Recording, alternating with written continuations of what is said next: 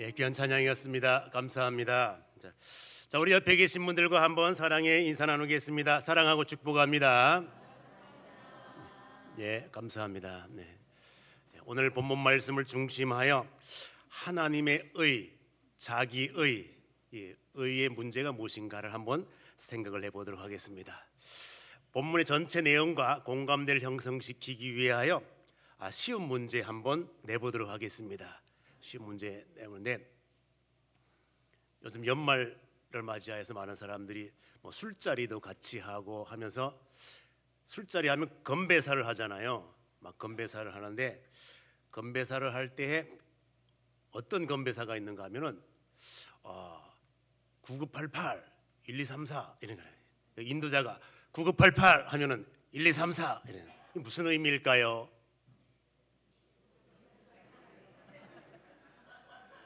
예, 그렇습니다. 이게 바로 요 의미는 바로 99세까지 팔팔하게 살다가 한 1, 2, 3 이렇게 뭐 감기 정도 앓다가 죽는 게 사람의 마음이에요. 그래서 이제 술 마시면서 이제 건배사를 하면서 9988 하면 1234. 또 어떤 건배사도 있는가 하면 개나발 그러는 데도 있더라고. 개나발이 뭘까요? 그것이 개인의 발전과 나라의 발전, 개인도 나라도 다 발전하기를 원해서 개나발 그러면 또 이렇게 그렇습니다. 자, 우리는 인생을 살아가는 동안에 너나 없이 다 건강하게 100세까지 이렇게 살기를 원하는 마음이 다 있습니다. 그렇습니다. 그래서 이제 인생 나이를 지칭하는 단어가 있는데 50을 지천명이라 그래요. 70을 고희라 그래요. 100을 상수라 그래요. 120을 천수라고 표현합니다. 그 50을 지천명이라고 할 때 무슨 의미일까? 그러니까 인생 50 정도 살다가 보면 하늘의 뜻, 하늘이 명령하는 그 뜻을 대충 안다는 거예요. 인생이 돌아가는 그 이치를 알게 될 나이가 50이라는 거예요. 그렇습니다. 70을 고희라 그래. 왜 고희라고 했는가 하면 옛날 상태로 표현하여 희자가 드물 희자거든요. 그러니까 70 살기가 쉽다는 거예요, 어렵다는 거예요? 어렵다는 거예요. 그렇습니다. 과거에는 한갑 지나도 참 오래 살았다 그랬는데 이제 70 살면은 그게 참 힘드는 거예요. 그래서 드물 희자를 써서 70. 그러면 우리 인생의 마음속에 70, 80 이렇게 사는 인생이 마음속에 몇 가지 살고 싶은 마음이 있을까요? 100가지 살고 싶은 마음이 있을 거 아니에요, 건강하게. 그래서 100 사는 사람이 참 힘들어. 그래서 인생 최고 살 수 있는 나이가 100이다. 그래서 최고로 살 수 있는 나이, 그래서 상수라 그렇게 표현하는 거예요. 그럼 100 살면 얼마까지 또 살고 싶을까요? 120까지 살고 싶겠지. 그렇습니다. 그럼 이제 120 사는 사람이 있다. 지금 현대식으로 생각하면 이거는 보통 나이가 아니잖아요. 이것은 하늘이 내려준 나이가 아니라면, 하늘이 내려준 생명이 아니라면 120 살 수 없다는 거예요. 그러니까 120 살면 이건 하늘이 내려준 생명이라 그래서 천수라 이렇게 표현하는 것을 볼 수가 있습니다. 그래서 우리 인간 마음속에 건강하게 오래 살고 싶은 마음이 있는 거예요. 자, 예를 든다면 중국에 진시황이 있었습니다. 어떤 사람은 진시황이 사람 이름인 줄 알아. 사람 이름이 아니고 진시황이라는 말은 진나라의 최초 황제라 이런 뜻이에요. 그럼 진시황의 이름은 뭘까요? 저기 써 있잖아, 칠판에. 그래서 그렇습니다. 영정. 이 사람이 오래 살고 싶은 마음이 있는 거예요.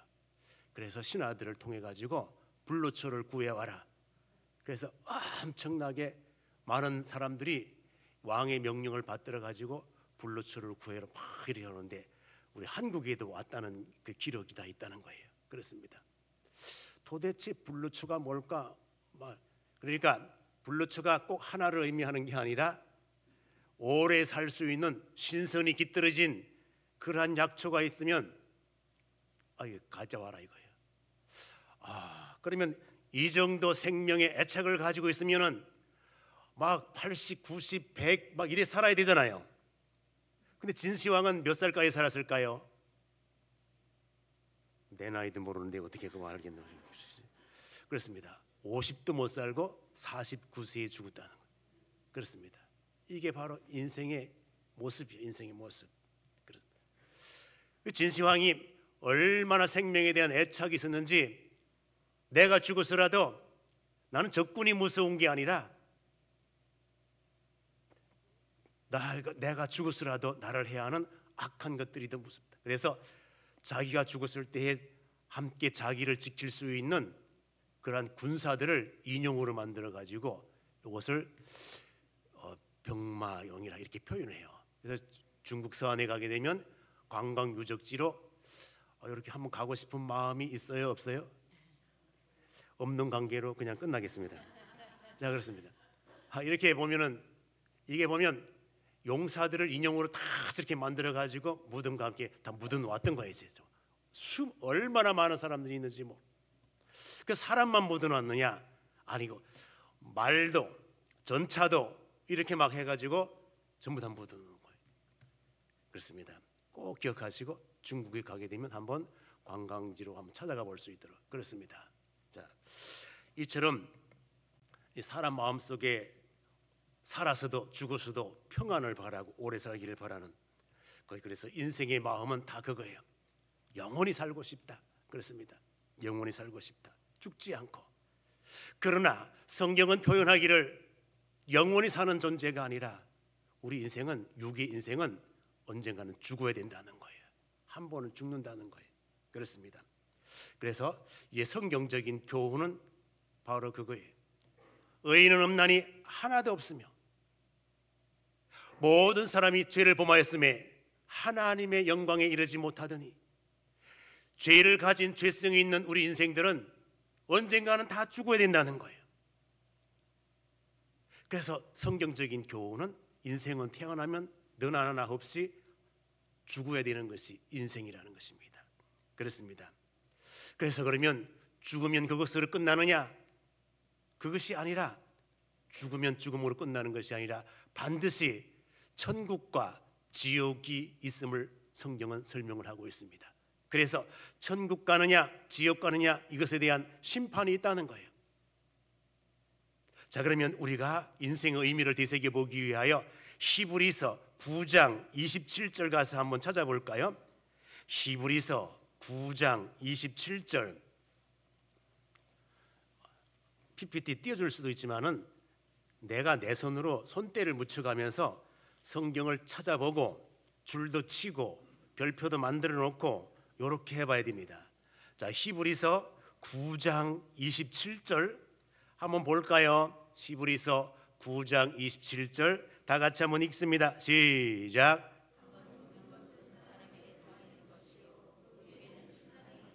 그렇습니다. 한 번 죽는 것은 사람에게 정하여진 이치랍니다. 이것으로 끝나는 것이 아니라 그 후에는 심판이 있다는 거예요. 지옥에 갈 것인가 천국에 갈 것인가, 최후 심판이 있다는 거예요. 그렇습니다. 그래서 요한계시록에 보게 되면 인생의 최후 심판을 무슨 심판이라고 표현하는가 하면은 흰 보좌 심판이라, 백 보좌 심판이라. 그렇습니다. 하나님께서는 인생의 모든 것들을 다 상세하게 기록을 하고 그 기록한 책을 중심으로 해서 인생을 심판하신다는 것입니다. 그렇습니다. 천국과 지옥은 분명히 있습니다. 저는 상갓집에 가서 이제 예배를 인도할 때 반드시 천국과 지옥이 있음을 선포하고 부활이 있음을 선포하고 모든 백성들이 다 구원에 동참하기를 원하는 차원에서 복음을 선포합니다. 다른 건 뭐 엄청난 위로를 한다고 그 사람이 위로받을 것 아니에요. 우리 인생에 있어 가장 큰 위로는 내가 예수 믿고 천국 간다는 사실, 그럼 현재 고인이 예수 믿고 천국 갔다는 사실, 이것이 큰 위로지. 뭐 얼마나 상심되겠습니까? 뭐 아무리 100번 말을 해도 이 사람에게는 위로가 안 되는 거예요. 내가 예수 믿고 천국 가는 이 사실, 이 소망, 고인이 예수 믿고 천국 갔기 때문에 그 사실이 얼마나 유족들의 큰 위로가 되는 이 큰 위로. 그렇습니다. 인생에게는 반드시 심판이 있다는 것, 천국과 지옥이 있다는 것. 자, 그러면 우리 인생들이 죽음으로 끝나는 것이 아니라 그 다음 세계도 이어지는 것이구나. 그런데 영원히 지옥에 사는 것과 영원히 천국에 사는 것 차원이 다르잖아요. 그럼 모든 인생들이 다 어디를 가기를 바랄까요? 예수 믿고 천국에 가는 것을 바라겠지요. 그렇습니다. 그래서 우리가 이제 논리대로 설명을 하게 되면 천국에 가는 길이 두 가지가 있습니다. 어떤 길이 있는가 하면 자기 의를 통하여 가는 길이 있어요. 두 번째는 하나님의 의를 통하여 가는 길이 있어요. 그런데 문제는 자기 의를 가지고 가는 길은 아무리 가려고 해도 천국에 이를 수 없다는 거예요. 그럼 천국에 이를 수 있는 길은 반드시 하나님의 의를 통해서만 간다는 거예요. 그렇습니다. 그럼 그럼 자기의가 무엇일까 한번 생각을 해보는 것입니다. 자기의를 보면 자기의라고 하는 것은 인간 열심으로 내가 율법을 준수하며 살면 그것이 의로운 행위라고 생각을 하여 이러한 율법 준수, 이러한 의로운 행위를 통하여 천국에 갈 수 있다고 생각하는 거예요. 이게 자기의야. 그러니까 내가 율법을 잘 지키면 내가 이 정도 선행을 하면 내 의의 점수가 한 8, 90 정도는 되지 않겠나? 이 정도면 천국에 합격하고도 남지 뭐. 내가 이 정도 기도를 하면 하나님 나라에 가는데 부족함이 없겠지 뭐. 내가 이 정도 봉사를 하면, 내가 이 정도 헌신을 하고 헌금을 하고 이 정도 섬기면 이것이 내 의의 점수 90점 이상은 되지 않을까? 이 정도면 넉넉히 천국에 들어가고도 남지. 이렇게 생각을 하는 것이 자기의예요. 자기의. 성경에 보게 되면 하나님의 의로 충만하지 아니하고 자기의로 충만해 있던 사람들이 있었습니다. 그 사람들이 누구인가 하면 바리새인 서기관들이. 이 사람들은 생각을 할 때에 나는 율법도 지키고 금식도 하고 11조도 내고 엄청난 경건 생활을 하기 때문에 나는 의로 충만해 있다 이거예요. 그렇기 때문에 이러한 바리새인 서기관들 삶 속에는 누구를 정죄하는가 하면 이방인들을 정죄하는 거예요. 창녀들을 정죄하는 거예요. 세리들을 정죄하는 거예요. 다 죄인으로 몰아가는 거예요. 다 죄인으로 몰아가는 거예요. 그래서 이들은 기도를 할 때에도 큰 거리에 나가서 두 손 들고 뜨뜻하게 기도를 해. 왜? 자기는 의인이기 때문에. 이처럼 바리새인 서기관들의 삶은 자기 의로 충만한 거예요. 왜? 자기가 금식하고 자기가 헌금하고 자기가 11조하고 자기가 성경 말씀 배우고 이래 하니까 자기 의로 충만한 거예요. 또 자기 의로 충만했던 한 예를 들게 되면 바울의 예를 들 수가 있습니다. 바울이라고 하는 이름을 갖기 전에는 사울이라고 하는 이름으로 섬겼습니다.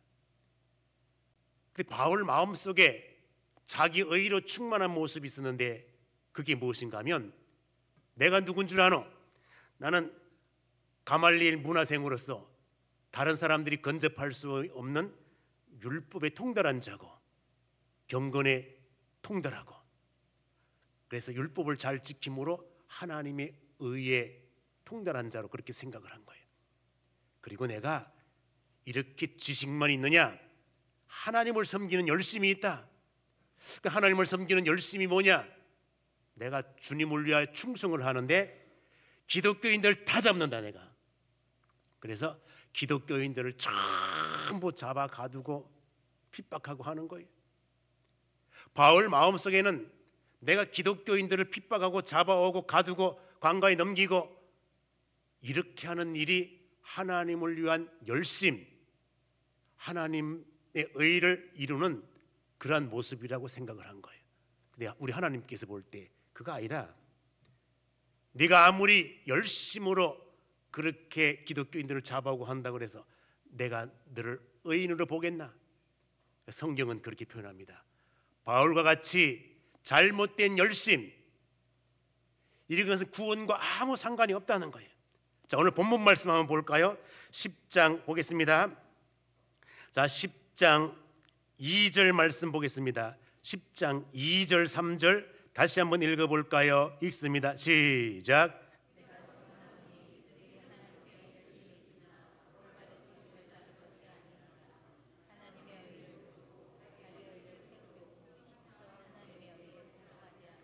그렇습니다. 열심은 있습니다. 열심은 있어요.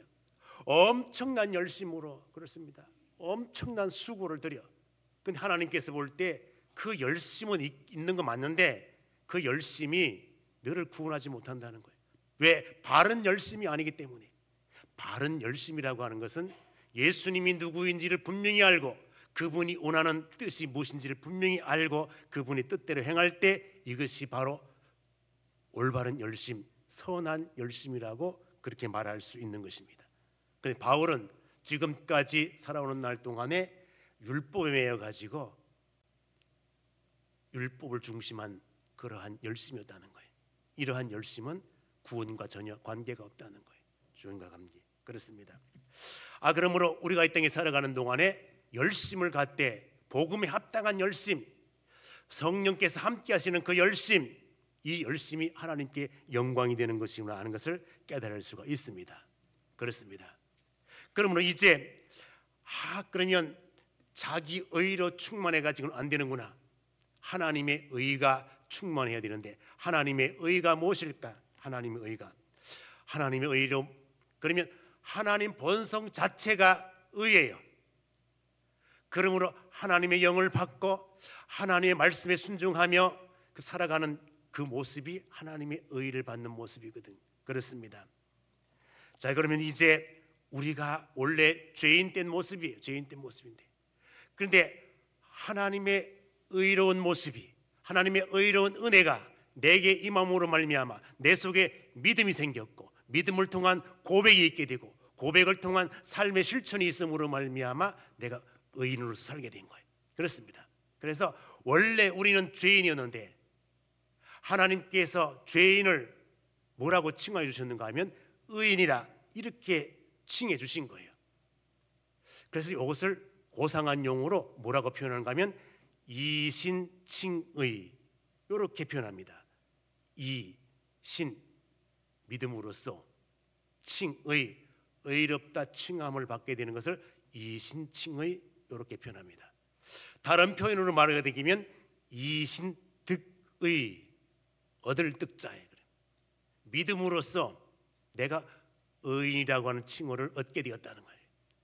그래서 여러분들 어떤 이제 집에 가게 되면은 큰 액자에다가 이신칭의 이렇게 액자에 한문으로 이렇게 쓴 가정들 가끔 볼 수 있을 거예요.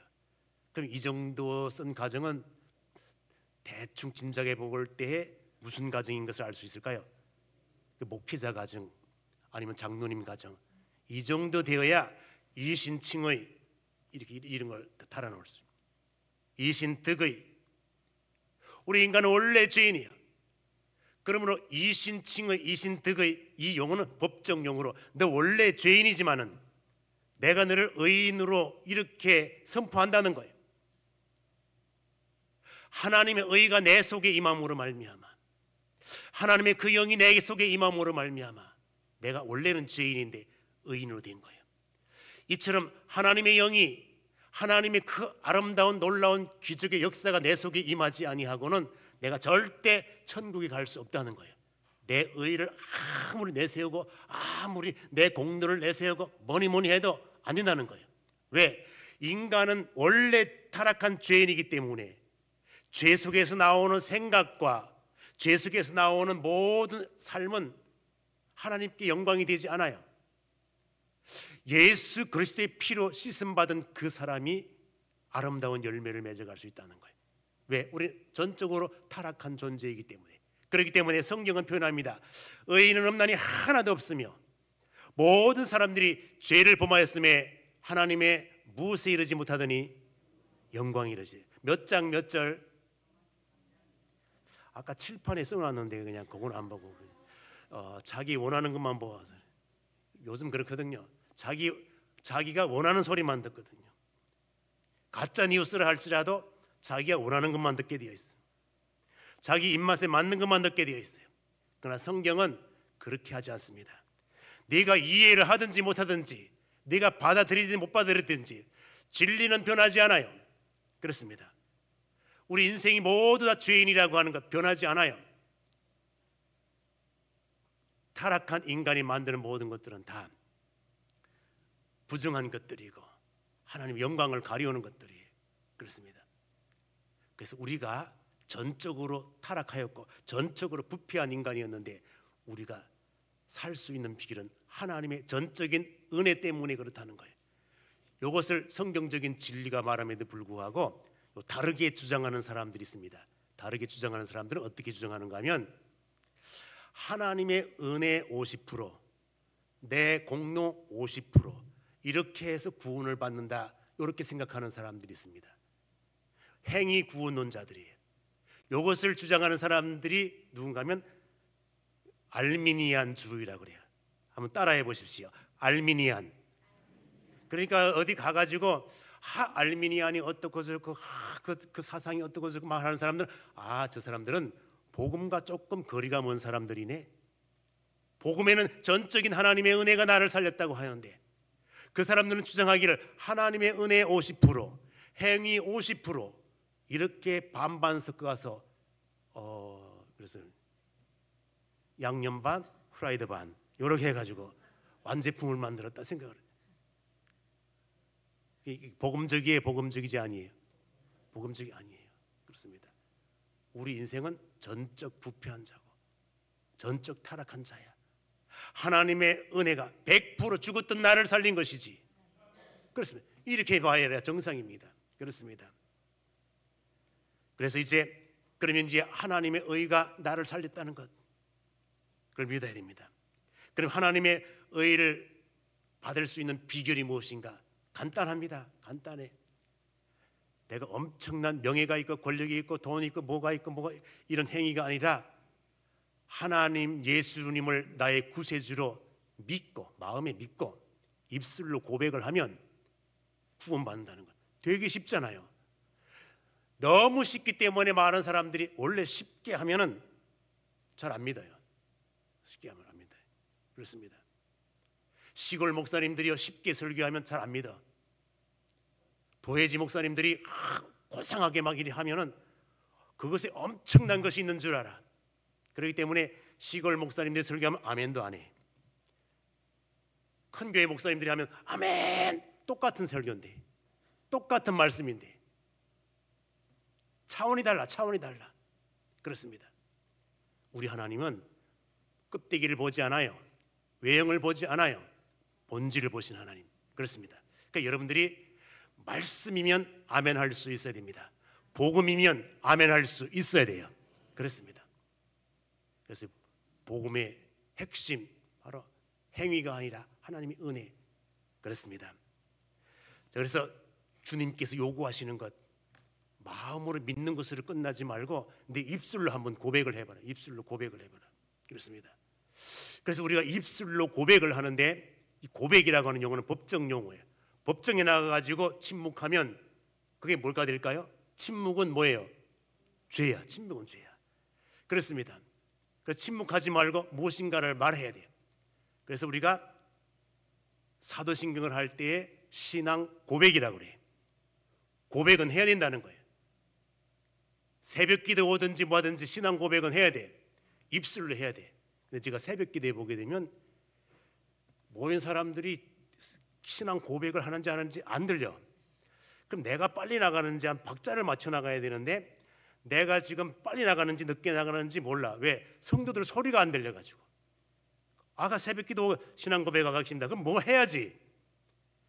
고백을 해야 되는데 안 해. 박자를 못 맞추게.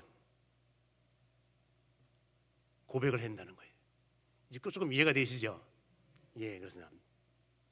자, 그러면 이제 주님의 은혜로 구원을 받는데 하나님의 은혜, 구원에 차별이 있는가? 차별이 없습니다. 유대인이나 헬라인이나 그렇습니다. 또뿐나 성자나 창녀나 주인이나 종이나 백인이나 흑인이나 건강한 사람이나 약한 사람이나 차별이 없습니다. 하나님의 은혜 차별이 없습니다. 차별이 없습니다. 그렇습니다. 누구든지 예수 이름을 부르는 자, 예수님을 나의 구세주로 믿는 자는 창녀도 깡패도 흑인도 누구도 아무 예외 없이 모두가 다 구원의 백성이 된다는 것입니다. 근데 유대인들은 그렇지 않았습니다. 너 세리잖아, 넌 구원에서 제외된 사람. 너 창녀잖아, 구원에서 제외된 사람. 너 이방인이잖아, 구원에서 제외된 사람.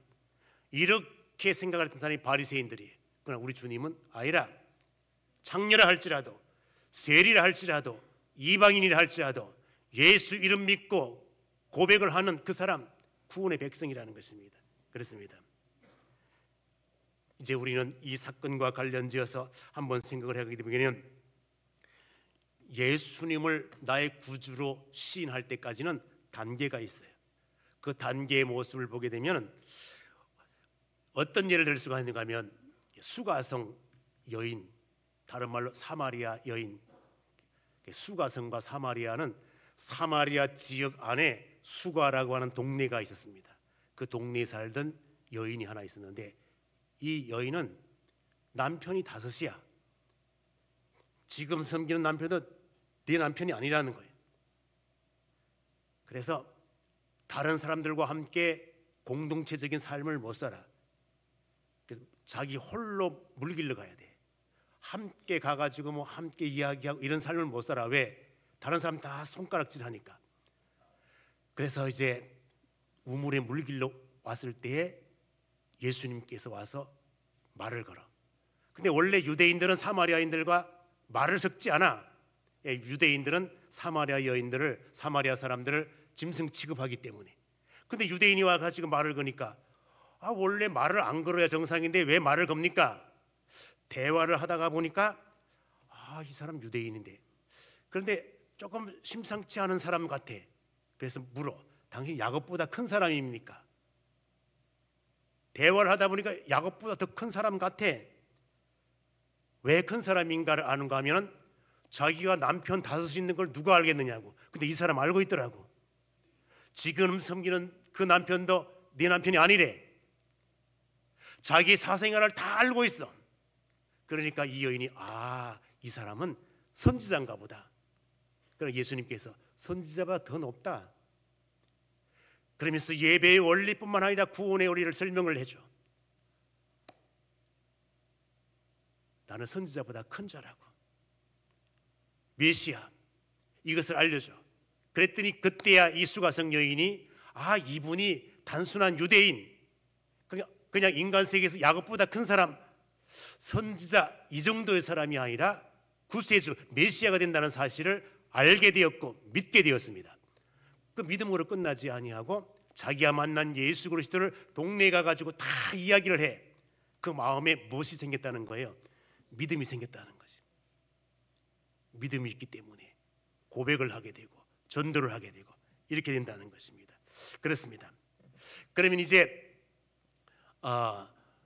우리 신앙을 한번 돌아볼까요? 그렇습니다. 구원은 행위에서 난 것인지 이걸 한번 생각을 해보는 거예요. 그렇습니다. 또 뿐만 아니라 의를 얻는 비결이 무엇인가? 간단하게 내 마음으로 믿고 입으로 고백하면 되는데 이걸 못하는 거예요. 날 구원하신 예수 그리스도를 믿는다면 그분에 대한 감사와 찬양과 그 이름을 전도하는 그런 모습이 있는지 한번 잘 생각해 보시고 앞으로 살아가는 날 동안에 우리 인생은 죽음으로 끝나는 것이 아니라 그 이후의 삶도 있다는 것 꼭 기억하시고 예수 이름으로 구원받으시고 예수와 더불어 왕노릇 할 수 있는 믿음의 정도를 다 되시기를 주님의 이름으로 축원드립니다. 기도하겠습니다. 하나님, 말씀을 허락하심 감사합니다. 이 말씀이 내 영혼의 양약이 되게 하여 주시옵소서. 예수님의 이름으로 기도 올리옵나이다. 아멘.